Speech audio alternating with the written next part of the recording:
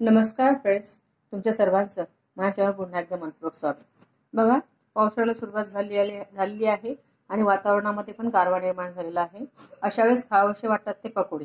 याकरता मी तुमच्यासाठी इथे घेऊन आलेली आहे ब्रेड चीज पकोडी.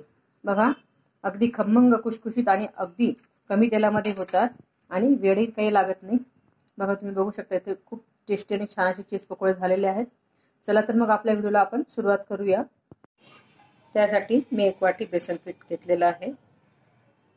त्याच्यामध्ये आपण चवीनुसार मीठ ॲड करूया, थोडीशी हळद ॲड करूया आणि आता अगदी थोडं पाणी टाकून आपल्याला याला मिक्स करायचं आहे.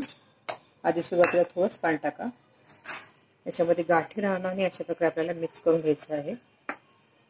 हे बघा, मी अगदी थोडं पाणी ॲड केलेलं होतं. आता याच्यामध्ये आणखी अगदी थोडं पाणी ॲड करू. जास्त पातळ आपल्याला करायचं नाही आहे. आपण बेसन पिठाचे जसे भजे बनवतो त्याप्रमाणे याला आपल्याला भिजून घ्यायचं आहे. अशी कन्सिस्टन्सी आपल्याला त्याची हवी. इथं आपलं पीठ भिजून झालेलं आहे. तुम्ही बघू शकता अशा प्रकारची कन्सिस्टन्सी आपल्याला ठेवायची आहे. त्यात एकही गाठ राहायला नको. आता आपण हे पीठ आहे ना 10 मिनिटं भिजून ठेवूया. तोपर्यंत आपण आपले पकोड्यामधलं आतलं बॅटर बनवून घेऊया. याकरता मी 3 बटाटे उकळून घेतलेले आहेत. आता यांना आपण पूर्ण स्मॅश करून घेऊया. इथे बटाटे स्मॅश झालेले आहेत.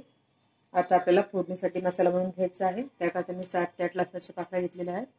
10 ते 12 छोट्या हिरव्या मिरच्या घेतलेल्या आहेत.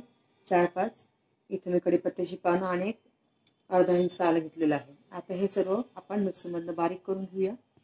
तेल तापलेलं आहे, भाजीला फोडणी देऊया. जिरे मोहरी ॲड करूया. बारीक केलेला मसाला ॲड करूया. मसाला छान होऊ देऊ. वास सुगंध येईपर्यंत चवीनुसार हळद ॲड करूया. याच्यात स्मॅश केलेले आलू ॲड करूया. व्यवस्थित मिक्स करून घेऊया. चवीनुसार मीठ ॲड करूया आणि अगदी 2 मिनिटं आपल्याला गॅसवर होऊ देऊ. आता आपण ब्रेडचे स्लाइस बनवून घेऊया. त्याला बघा इथं सेम त्रिकोणामध्ये यांना कापून घेतलेलं आहे.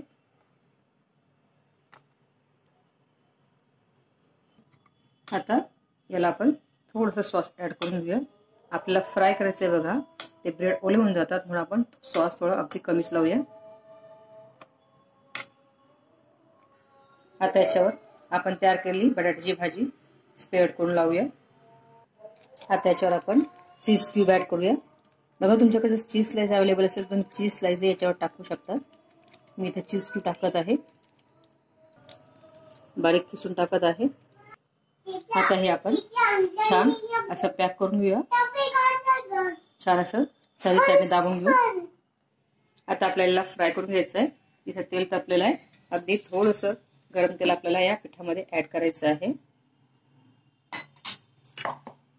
आता आपल्याला हे हलवून घ्यायचं आहे, मिक्स करून घेऊ. बघा, इथे मी बेकिंग सोडा टाकत नाही, कारण बेकिंग सोड्यामुळे ते ऑइल खूप ॲब्झॉर्ब करतात आणि आपले पकोडे खूप ऑइली होतात. असे पकोडे छान होतील बघा. उलट कमी तेलामध्ये छान असे पकोडे बनतील. आता आपण याच्यामध्ये आपला ब्रेड छान डीप करून घेऊया.